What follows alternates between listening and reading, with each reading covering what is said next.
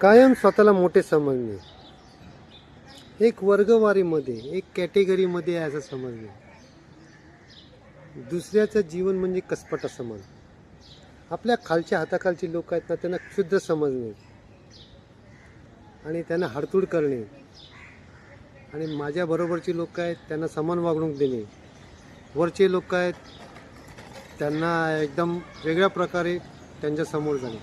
अशा लोकांना ना कायम त्रास होत असतो, कायम. कारण काय, ते फ्रेंडली रिलेशन ठेवत नाही ना. जरी खालचा माणूस आहे तरी त्याशी चांगलेपणे वागू शकतो, चांगलं बोलू शकतो ना, पण नाही, ते नाही बोलत. त्याच्यामुळे काय होतं की त्यांना कायम त्रास असतो. आणि वरची लोक पण आहेत ना, ते सुद्धा खालच्या माणसांना, म्हणजे हे पण खालचेच झाले ना त्यांच्या, हे त्यांना काही बोलले की हे थोडे लगेच नर्वस होऊन जाणार, डायरेक्ट मानसिक संतुलनचं बिघडणार, टेन्शन येणार.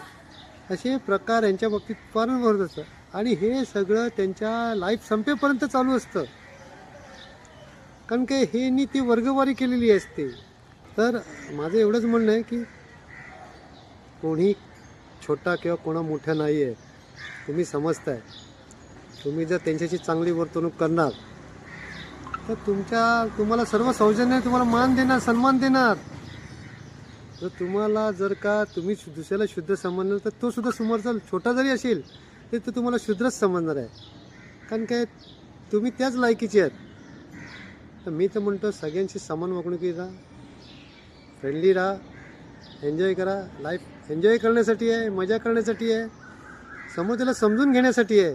नाहीतर काय माहिती आहे का, त्रासच आहे. आणि या त्रासामध्ये अजून त्रासात भर होते.